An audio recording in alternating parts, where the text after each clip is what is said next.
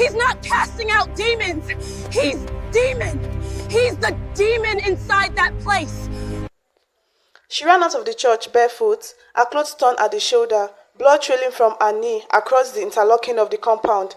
The night was thick and hot, and the generator light from the main hall threw long shadows across the fences as she screamed. No words at first, then the words came.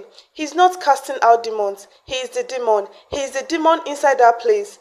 People on the street stopped. A gateman dropped his torch. A woman selling granules at the corner pressed her phone up to record.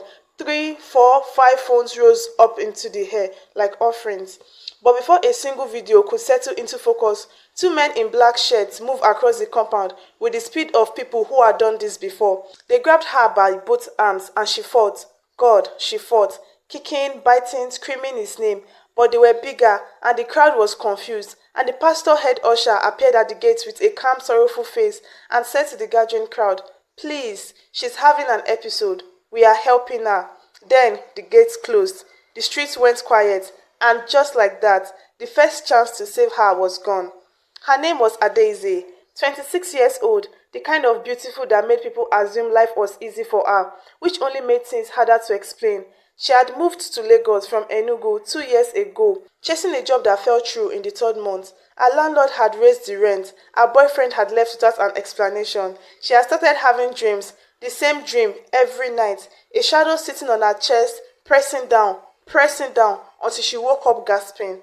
Her neighbor, Mrs. Agbo, was the one who told her about the church.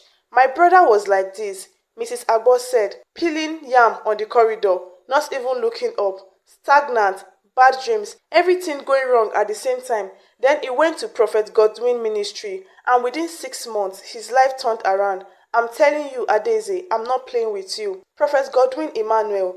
The posters were everywhere, on the Okada stops, pasted to the wall outside pharmacies, tapped into downfall buses. His face was light-skinned, well-fed, wearing white like something that had never touched dust. His smile was the kind that made you feel specially seen. The poster said, "Total deliverance, healing, restoration, no case is far too gone."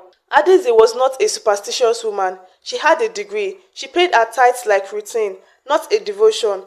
But she had run out of explanation for her own life. And when you run out of explanation, you go looking for someone who has one. She went on a Sunday. The church was full, maybe 400 people. And the worship was the kind that picked you up from your seat before you realized you had stood up. The choir was professional. The ushers were sharp. Everything was clean and ordered in a way that felt like proof of something. Then Prophet Godwin entered. He didn't rush. He didn't shout.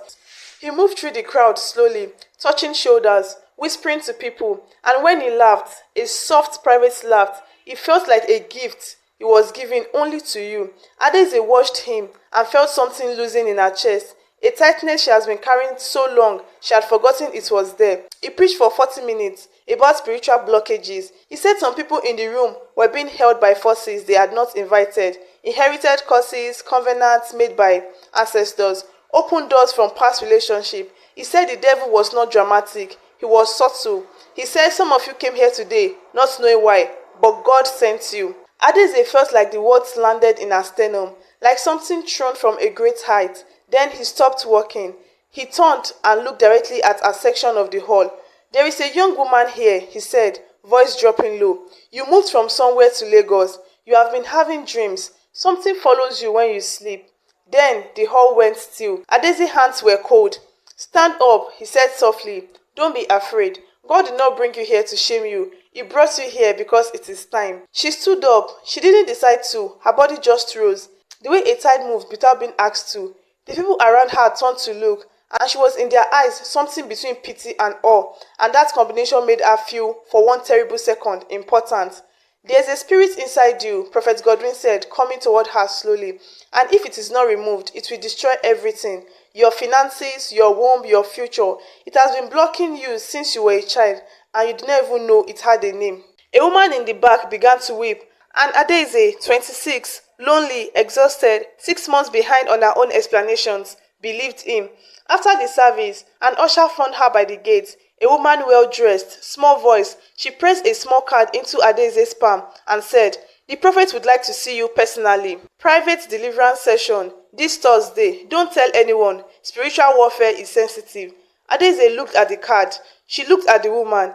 She should have asked questions. She should have called her mother. She should have walked away. But instead, she folded the card into her palm and said, "What time?" Thursday came like a held breath. The church was different as night. The cheerful posters felt wrong in the dark. The prophet's printed smile too wide. The white of his robe too bright under the fluorescent bulb that flickered in the corridor. Adaeze told herself she was imagining it.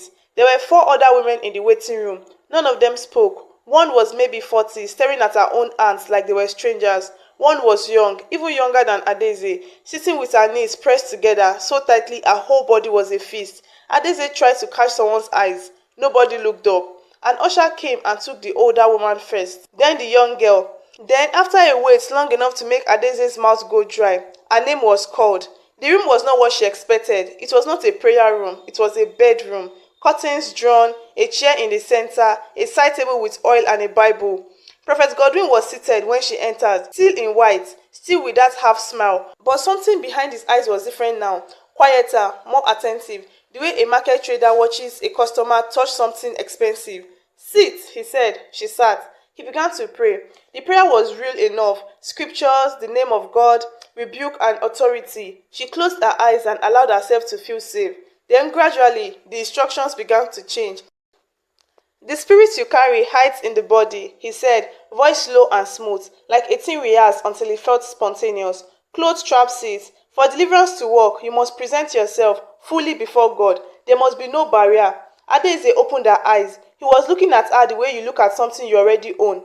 "I don't understand," she said carefully. "This is not about flesh," he said, already impatient beneath the calm. "This is warfare. You are here because your life is a wreck. Do you want to be free, or do you want to go back to your nightmares?" The question was a weapon. She could feel the edge of it against her throat. From the next room came a sound, a woman crying, then silenced. Not the crying of someone being prayed over. The other kind. And something in Adaeze, same old quiet animal part of her, moved. She stood up. "I need water," she said. I need a moment." His expression shifted. Brief, a flicker of something before the calm marks reset. "The usher will. I'll get it myself," she said, already moving, already turning, already at the door before he could finish the sentence. The corridor, the flicker of a bulb. She walked fast, then faster. She passed the waiting room, empty now, all the women gone, taking one by one into rooms she could not see. She passed the first usher, who called her name once. She broke into a run. She hit the main door, she hit the compound, then she hit the gate.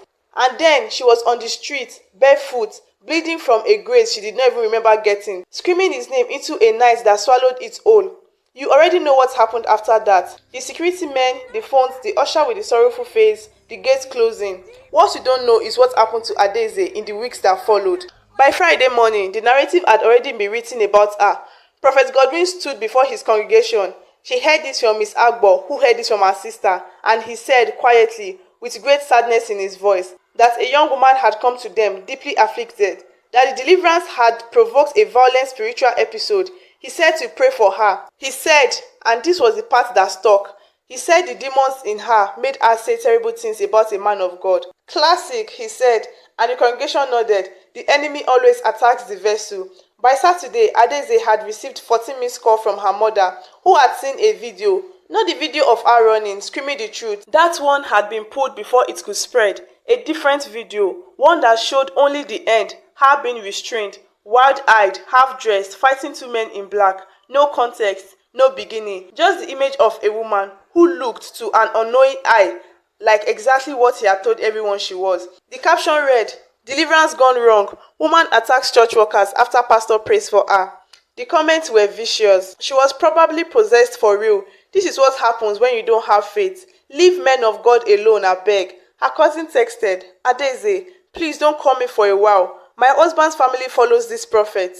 Her former boss texted, "I saw something online. Are you okay? Also, please don't tag the company in any of this." Her mother just called one more time, and when Adaeze picked up, she said, "I'm not saying he's right. I'm just saying you need to be careful how you fight this, because you are the one who will lose. Adaeze sat on the floor that evening with her phone face down and the lights off, and she understood for the first time, a thing she had not fully understood before, that the abuse had been the crime, but the isolation was the punishment. He had not needed to touch her twice. He had already arranged for the world to finish the work. She was about to cry for the third time that day when her phone buzzed. Unknown number, a voice note, 32 seconds long. She pressed play. A woman's voice, young and shaking. "My name is not important. I was there 4 months ago. He did the same thing to me. I did not speak because I was ashamed and I was scared, and I did not think anyone would believe me. But I saw your face on that video, and I needed you to know you are not alone.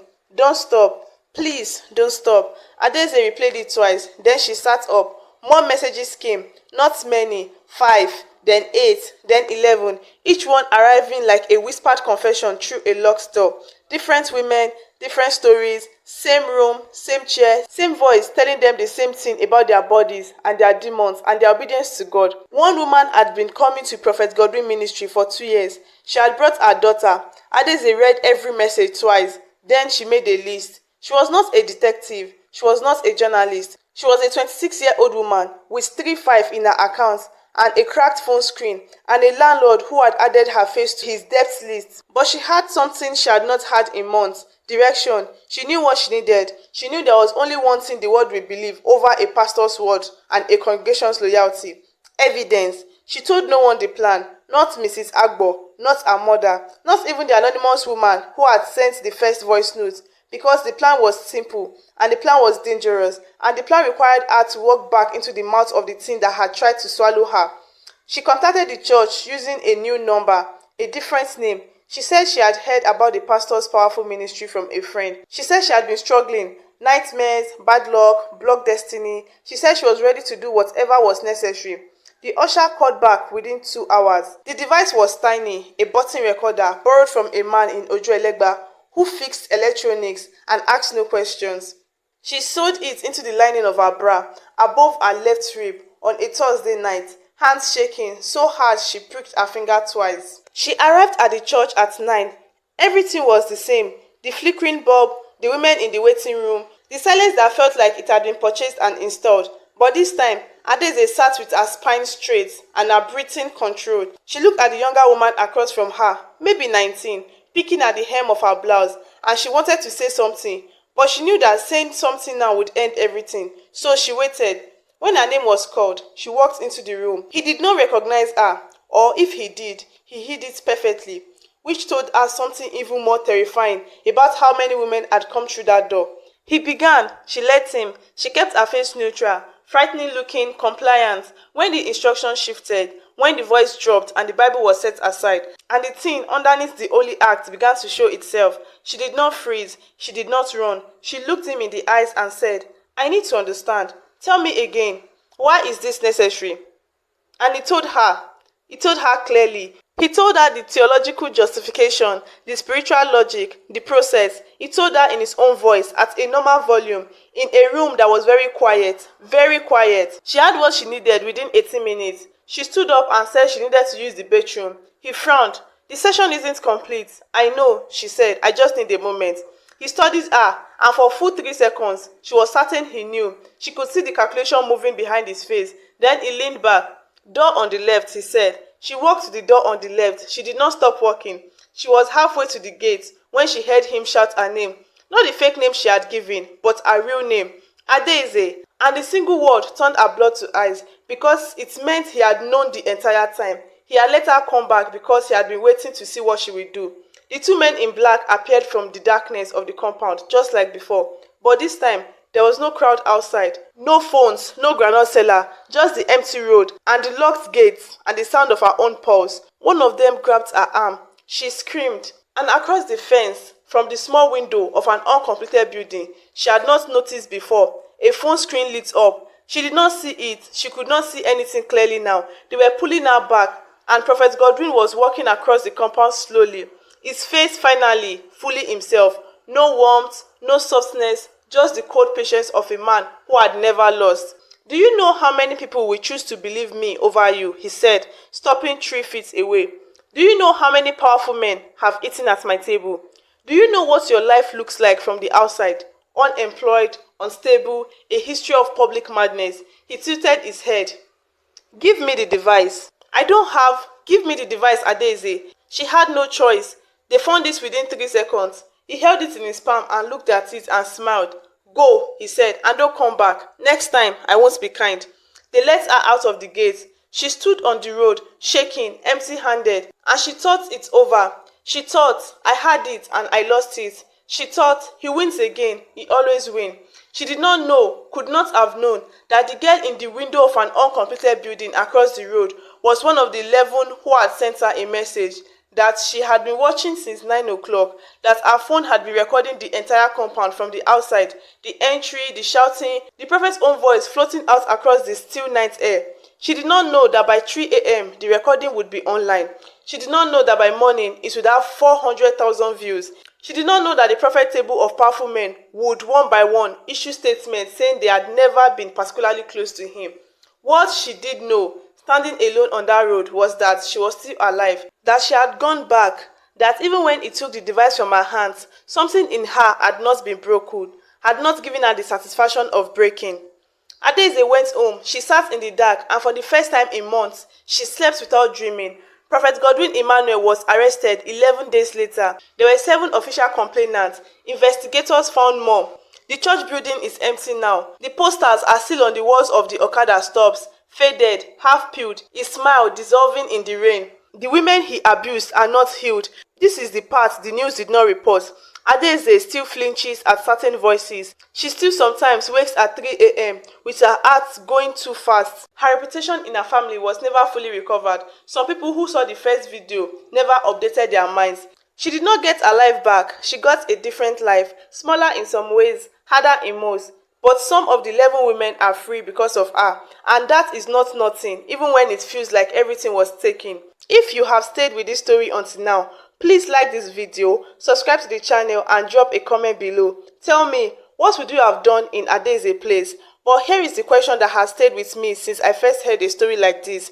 If a man uses the name of God to cause harm, and people around him choose, even after the truth is known, to keep believing, then who is truly possessed? Is it the woman who ran barefoot into the night, screaming the truth? Or is it the crowd that watched the gates closed and went back to their seats? Think about it and share this story. Someone who needs it may be watching.